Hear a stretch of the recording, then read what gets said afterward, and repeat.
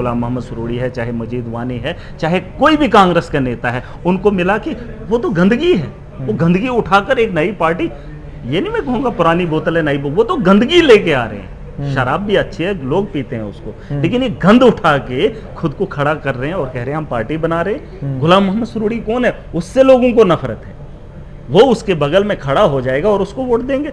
कांग्रेस, अभी आपने कहा कि उससे पहले जब आज़ाद साहब पार्टी के अंदर थे, हमारे यहाँ एक माहौल बना हुआ था जम्मू कश्मीर में, आम आदमी पार्टी को लोग जानते थे, तब भी गुलाम नबी आज़ाद कांग्रेस में था ना। कांग्रेस से चिढ़ किस बात की है? वही चिढ़ है क्योंकि उनके नेता थे और उनके नेता गुलाम नबी आज़ाद के साथ खड़े हैं। कांग्रेस रही कहाँ? में एक खाना खिलाते थे और वोट ले लेते थे। आज वही गाड़ियां भर भर के यहाँ लाएंगे और कहेंगे आज़ाद साहब के साथ लोग हैं। कितने लोग होंगे? 20,000, 40,000, 50,000। मेरी कॉन्स्टिट्यूंसी में 1 लाख वोटर, 1 लाख वोट है, तो जम्मू में सभा करने से वो क्या दिखाएंगे? मैं ये कह रहा हूँ कि उनको लाया गया है चिनाब वैली के लिए। उनको लाया किसने है?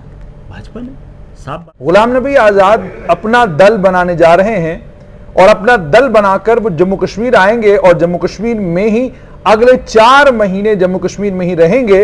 और बताया यह भी जा रहा है कि शायद उसके बाद जम्मू कश्मीर में चुनाव हो जाए।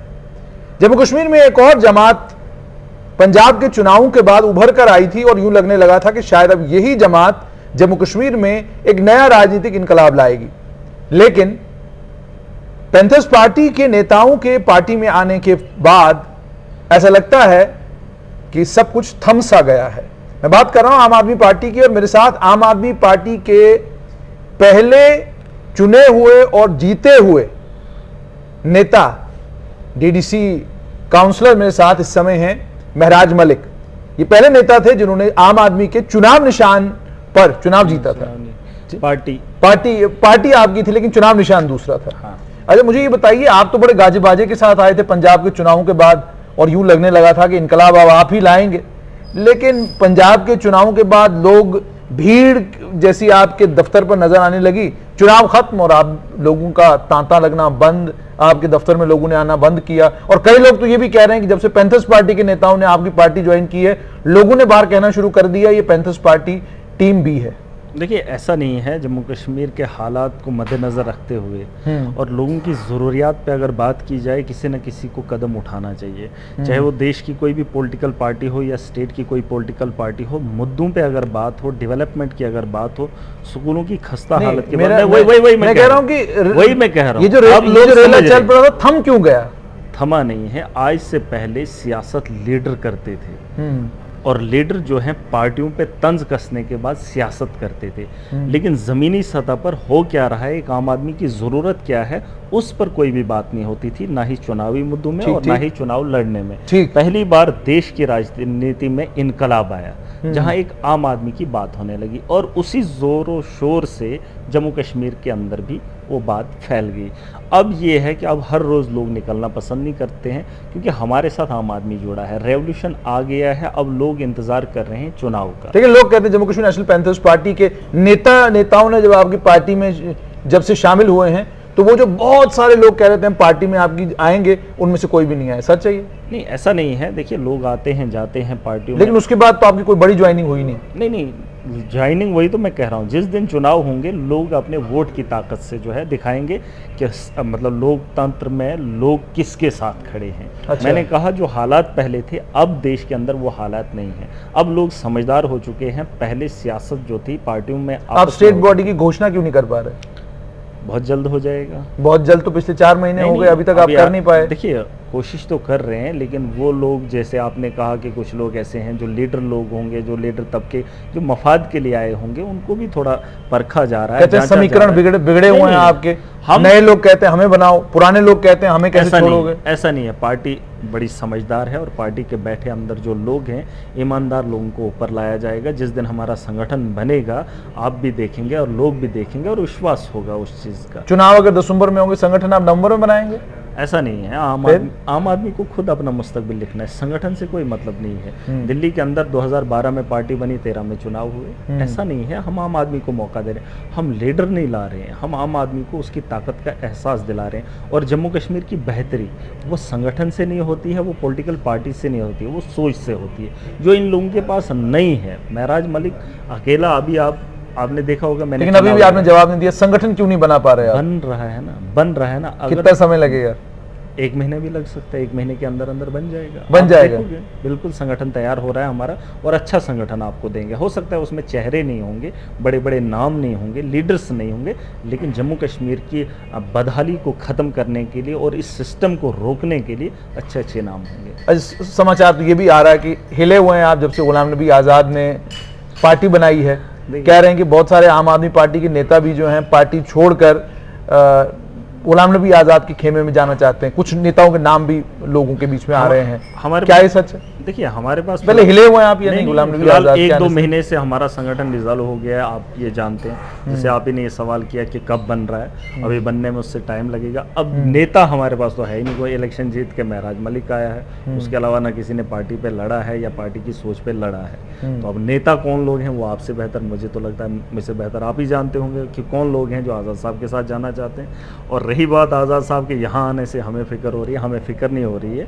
हम सिर्फ इतना सवाल पूछना चाहते हैं, आज़ाद साहब को हम प्रेसिडेंट ऑफ इंडिया देखना चाहते थे, एक बहुत बड़े ओहदे पे देखना चाहते। अब वो वहाँ से उठ के फिर से गाँव का रुख कर रहे हैं, तो आप कह रहे हैं कि महराज मलिक, मुझे खुशी हो रही है मेरे असेंबली के जहाँ मेरा क्षेत्र इसी को हिलना कहते हैं। नहीं, वो आए ना, यहाँ से चुनाव लड़े। उन्होंने ज़िंदगी में 3 चुनाव लड़े हैं, 3 चुनाव लड़े। महराज मलिक ने 14 साल के कैरियर में 3 चुनाव लड़ लिए हैं। हमें लड़कर जीतना अच्छा लगता है, लेकिन उनको तो ऐसे ही बनाया कांग्रेस ने, जो सम्मान पकड़ है उनकी आपके इलाके के ऊपर, जिस इलाके से आप चुनाव लड़ते हैं। मैं ये कह रहा हूँ बिल्कुल है, पकड़ है, क्योंकि एक पुराना 52 साल का एक पॉलिटिकल बहुत बड़ा कैरियर। और गुलाम नबी आज़ाद साहब वो आदमी हैं जिसके लिए प्राइम मिनिस्टर ऑफ इंडिया ने भी 2 आंसू बहा दिए। तो सम्मान तो होगा लोगों के अंदर कि यार हमारा गुलाम नबी आज़ाद साहब है। इसलिए तो नहीं आप डरे हुए कि गुलाम नबी आज़ाद आएगा, लोगों के बीच में उनका मान सम्मान तो है ही? मैं डरा नहीं हूँ। आपको कैसे लगे कि मैं, अब मेरी बात सुनेंगे नहीं तो मैं डर कहाँ से रहा हूँ। मैं ये कह रहा हूँ कि एक ज़माना था, उनकी ज़रूरत थी। अब वो एक फैमिली को छोड़ के वो बड़ी होगी, अब वो किसी और के घर जाना नहीं चाहते, अपना एक घर तैयार करना चाहते हैं। वो 52 साल लगे उस बात को समझने में। मेरा परिवार भी कांग्रेस के साथ खड़ा था, लेकिन जब मैं बड़ा हो गया मैंने उनकी नीतियों को समझ लिया और मैंने अपना परिवार अलग कर दिया। मैंने बगावत कर दी इन लोगों के खिलाफ। फिर इन लोगों ने देरी क्यों की कांग्रेस को समझने में, जो हमारे जम्मू कश्मीर के लिए बेहतर नहीं थी। और जहाँ तक नेशनल लेवल की बात कर रहे हैं, आज़ाद साहब ठीक है नेशनल लेवल के लीडर थे, अब नहीं हैं। अब आपको शक होगा कि वो नेशनल लेवल के लीडर हैं, अब नहीं। अब वो जम्मू कश्मीर के लीडर हैं और भाजपा को सपोर्ट करने में पूरा योगदान देंगे। अच्छा, आपने जोड़ दिया उनको भाजपा के साथ? मैंने क्यों? आप भी कह रहे हैं मैंने क्यों जोड़ दिया? अब देखो ना, जिस आदमी को हम लोग, मैं भी आज़ाद साहब का चाहने वाला हूँ, ऐसी बात नहीं है, मुझे भी शौक था। चाहने वाले हैं या थे? अब नहीं है, क्योंकि अब उनका अब वो नाम खत्म हो गया ना। क्योंकि प्रेसिडेंट कब बन सकता था, जब वो वहां पर रहता। अब वो वहां से उठ के पॉलिटिकल पार्टी संगठन कर रहा है और कह रहा है कि नेशनल लेवल की बनाऊंगा। मुझे बताइए कि कितना ही, उन्होंने खुद कहा कि 50 साल के बाद कांग्रेस उभरेगी तो तब तक मैं क्या करूं। इसका मतलब वो अपॉर्चुनिस्ट हैं, वो चाहते हैं कि जैसे वो राज्यसभा के मेंबर बनते रहे, चलता रहा। आप भी उनको बीजेपी की बी टीम मानते हैं? बी टीम नहीं, वो ZABC जितना भी आता है ना, वो बीजेपी को। अब देखो लड़ाई पता किन लोगों की है जम्मू कश्मीर के अंदर, ये लोग लड़ेंगे कौन? अल्ताफ बुखारी को पहले इन्होंने प्रमोट किया भाजपा के लोगों ने, उसने जो है पूरा कश्मीर छान मारा, उसने एक संगठन तैयार किया।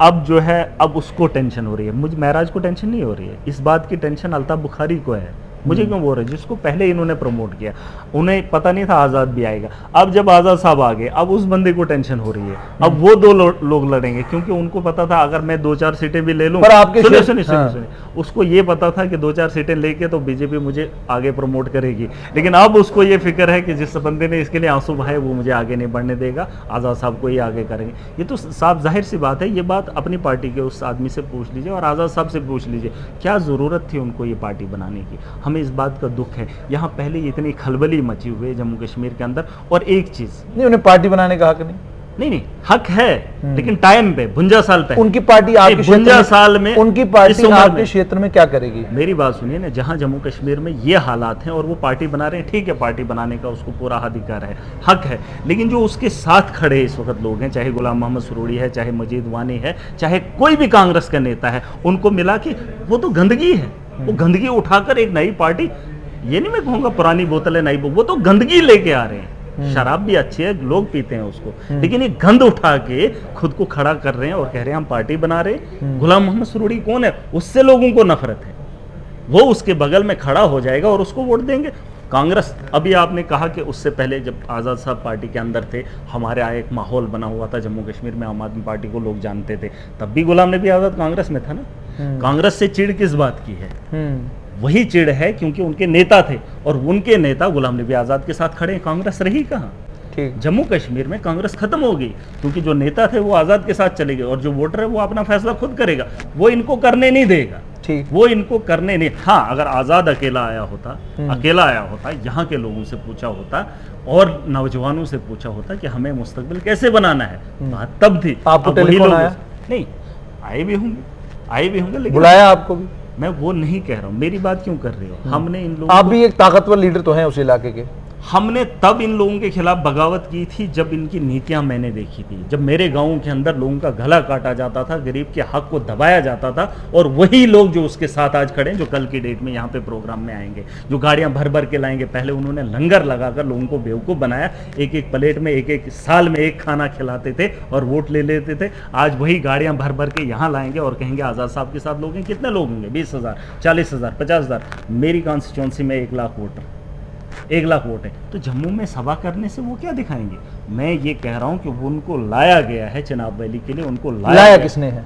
भाजपा ने, साफ बात है। किसके लिए, क्यों लाया वो बता रहे थे? ये तो साफ बात है। और अगर सबसे बड़ी बात सुनेंगे ना, उन्होंने जो इज्जत बनाई थी, जो एक वक्त दिया था, उस वक्त को जो है ख़त्म कर दिया है वही उन्हीं लोगों ने। आपको याद होगा, आप सोशल मीडिया पे ये जाएगी वीडियो, याद करना, ठीक 3 महीने पहले अगर आप जाएंगे, मैं एक इलाके में गया था जैसे हडल मनो के नाम से जाना जाता है। उस इलाके के अंदर आज भी सड़क नहीं है, उस इलाके के अंदर आज भी छोटा सा हॉस्पिटल नहीं है, छोटी सी, मतलब जहाँ एक सिंपल सा कोई डॉक्टर बैठे जो देखे, कोई टूटे किसी का पाँव वाँव जो जोड़ने का काम करे ना। स्कूलों की हालत वहाँ देखोगे, लोग दूर, मतलब हिमाचल के बॉर्डर से के साथ लगता है। हमने वहाँ पर विज़िट किया और कुछ लोगों ने गुलाम नबी आज़ाद साहब को फ़ोन किया और उन्होंने कहा कि वहाँ पे आम आदमी पार्टी जो है तैयार हो रही है। और वही गुलाम नबी आज़ाद साहब जो बयान कभी नहीं देते थे, अपोजिशन में रह कर भी किसी पार्टी के खिलाफ नहीं बोलते थे, वहाँ पर उसे उगलवाया। क्या उगलवाया? उन्होंने कहा कि कुछ लोग आए हैं, उनको क्या पता हडल मनो का है। वो ऑडियो है मेरे पास और वो वायरल, वो खुद आज़ाद साहब ने चढ़ाई है, 2 महीने 3 महीने पहले की बात है। और ये हरकतें करवा रहे। और आप मुझे, आप ही कह रहे हैं कि आज़ाद साहब आपसे भी परेशान है? उनके नाम, जो उन्होंने इज्जत कमाई थी, जो उन्होंने काम किया था, उसने सोचा था इतिहास के पन्नों में लिखा जाएगा, लेकिन ये भी नहीं पता कि उससे बढ़कर कोई ऐसे लोग भी आएंगे जो उस काम को ख़त्म करके एक नई तारीख। क्या बनेगा आज़ाद साहब का जम्मू कश्मीर में आपके मुताबिक?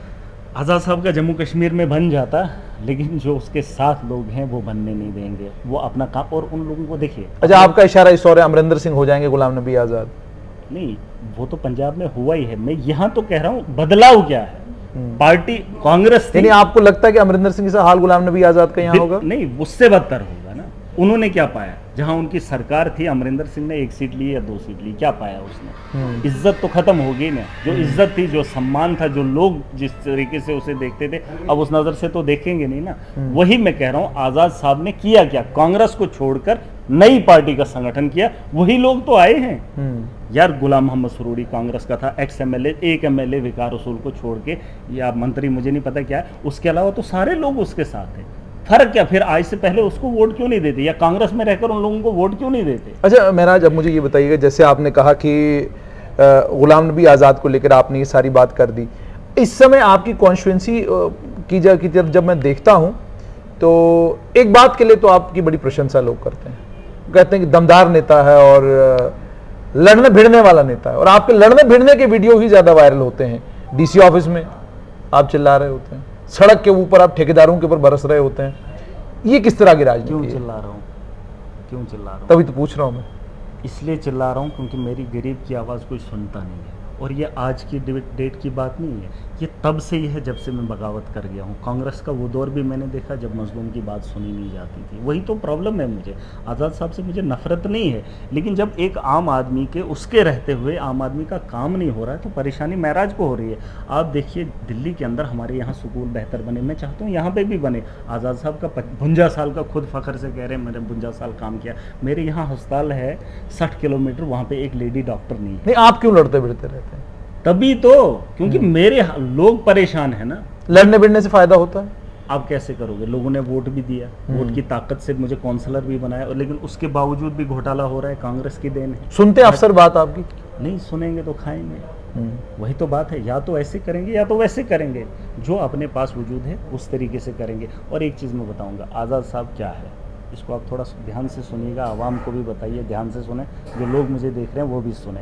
आज़ाद साहब हमारे इलाके के अंदर, जब मैं बहुत छोटा था, हमारे यहाँ एक बस आती थी, जम्मू से गुंदो एक बस आती थी, या ठाठरी मान के चलो, तो उस ड्राइवर को जम्मू से लेकर गुंदो तक हर कोई जानता था, और उसको बोलते थे उस्ताद जी, और उसकी इज्जत ऐसे होती थी।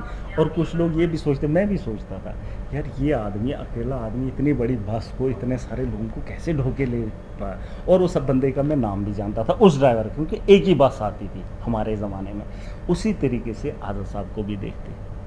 जो हाल तब हमारा था, हमें जहन खोला नहीं था, तब खुला नहीं था, क्योंकि हम सोच रहे थे ये सबसे बड़ा आदमी, ये सबसे बड़ा ताकत, कल यही गाड़ी चला सकता है। आज मेरे घर के अंदर 3-3, 4-4 ड्राइवर हैं। आज जिस तरीके से इस काम को देख रहे हैं, इसी काम को जो है सियासत में भी होना चाहिए। आज भी लोग उसी ड्राइवर की नज़र से आज़ाद साहब को देख रहे हैं, लेकिन अगर उस ड्राइवर को, उस गाड़ी को देखेंगे आज की डेट में, तो ये कहीं ना कहीं नाअहली है। और ऐसा नहीं है, हर इंसान का एक वक्त होता है। ठीक, आज़ाद साहब ने अच्छा किया, उस दौर की वही ज़रूरत थी, लेकिन आज के दौर की जो ज़रूरत है वो अलग है, वो आज़ाद साहब नहीं कर सकते। बिल्कुल। और कुछ लोग नहीं, और कुछ लोग कहते हैं कमेंट्स के अंदर, आज़ाद साहब शेर है, अब वो आ गया मेरा, मुझे तकलीफ़ नहीं हो रही है। आज़ाद साहब वो शख्स है, अगर उस वक़्त जिस दौर में उसने इलेक्शन कॉन्टेस्ट किया था, जिस दौर में मेरे लोगों ने उसे 200 वोट देकर वहाँ से निकाल कर महाराष्ट्र में भेजा था, और कांग्रेस ने महाराष्ट्र में इलेक्शन लड़ाकर आज़ाद साहब को जिताया था। महाराष्ट्र के लोग उसे नहीं जानते थे, लेकिन उन्होंने उसको जीत दिलाकर ऐवान में भेजा। मेरे लोगों ने उसे 200 वोट दिया। अगर उस दौर में मेरे वो लोग जो आज महराज को कह रहे हैं, यकीन जानो, अगर उस दौर के अंदर तुमने आज़ाद साहब को वोट देकर ऐवान में भेजा होता, मेरा इलाका ऐसा नहीं होता। क्योंकि जवानी के अंदर वो सोच तब भी आज़ाद साहब को वही थी, लेकिन फ़र्क ये है महाराष्ट्र के लोगों ने। लेकिन मेरा ऐसा, मैं इसको ज़्यादा लंबा नहीं करना चाहता इंटरव्यू को, लेकिन अब आपने बात छेड़ी है तो आपसे पूछना चाहूँगा। आज़ाद साहब ने खुद कहा लगभग कोई 47 साल के करीब करीब उनका कांग्रेस का कैरियर है। 47 साल गुलाम नबी आज़ाद जो भलेसा के रहने वाले हैं, 47 साल वो कांग्रेस में रहे और 47 साल में अलग अलग इंपॉर्टेंट पोजीशंस पर रहे, बड़े ताकतवर लीडर और बड़े खतरनाक लीडर रहे। आप बड़ा एहतराम करते हैं, आपने वो भी कहा। लेकिन मुझे ये बताइएगा, भलेसा में अस्पताल कितने हैं, भलेसा में प्राइमरी हेल्थ सेंटर्स कितने हैं, भलेसा में कम्युनिटी हेल्थ सेंटर्स कितने हैं, भलेसा में स्वास्थ्य की सुविधाएं कितनी कमाल की हैं। गाड़ी मुझे लगता है अब तो 4 लेन हो गया होगा, 4 लेन हो गया होगा, ना। वही मैंने पूछा ना, 4 लेन रोड हो गई होगी, और साथ में कमाल का इंफ्रास्ट्रक्चर होगा। बेरोजगारी नाम की कोई चीज वहां पर होगी ही नहीं, और चूंकि उनका घर है अपना, तो वहां पर बिजली का जबरदस्त निजाम होगा, पानी लोगों को साफ मिल रहा होगा, और आटा चावल जो है। क्यों गिन रहे हैं हम? छोटी सी बात में आपको पूरी बात नहीं, मैंने ये पूछी, ये सब जब वो हेल्थ मिनिस्टर थे देश के, तब मेरे हॉस्पिटल के अंदर एक बहुत बड़ा इलाका जहां लाखों की तादाद है, गुंदो हॉस्पिटल, ठीक है, उसके अंदर गिरधारी लाल का नाम का एक आदमी वो डिलीवरी करता था औरतों की। उस दिन हमने कसम खाई थी, बगावत का ऐलान उस दिन भी हुआ है, जंग का ऐलान उस दिन भी हुआ है। वो डॉक्टर थे? जो गायनिक का काम वही तो करता था, लेकिन वो डॉक्टर मैं तो नाम के लेके कह रहा हूँ। हाँ। आज भी मुझे लोग देख रहे होंगे, अगर महराज झूठ बोल रहा है, आप लिख लीजिए कि गिरधारी लाल, सड़क 4 लेन हो गई, गायनी का काम। इससे बढ़कर आपको क्या सबूत चाहिए आज़ाद साहब का? हेल्थ मिनिस्टर होने के साथ साथ उसके इलाके के अंदर गायनी का काम गिरधारी लाल करे, कि क्या नाम है, हो सकता है और भी नाम हो, लेकिन लाल जरूर है। चाहे वो किसी भी धर्म की हो, जब गायनी का काम एक मर्द करे तो इज्जत को ठेस पहुंचती है, मन को थोड़ा सा घुटन महसूस होती है। और देश का हेल्थ मिनिस्टर आज़ाद साहब, और उसके इलाके के अंदर ये हालात हो। आपके अस्पताल में डॉक्टर कितने हैं आज? डिस्ट्रिक्ट्स दिए, स्टाफ नहीं है, तहसीलें दी, स्टाफ नहीं है। पिछले कई साल अस्पताल की क्या पोजीशन है? अब मैंने बोला, जहां गायनिक का काम एक, इस वक्त भी वही हाल है कि या उससे बदतर? एक बिल्डिंग बहुत बड़ी बनी है जिसका फोटो जो है, बिजली 24 घंटे सातों दिन आते हैं। जनाब ये चीजें मुझसे बेहतर आवाम बताएगी। और सबसे बड़ी बात, कांग्रेस से मुझे नफरत है, भाजपा से मुझे नफरत है, उनकी पॉलिसीज से।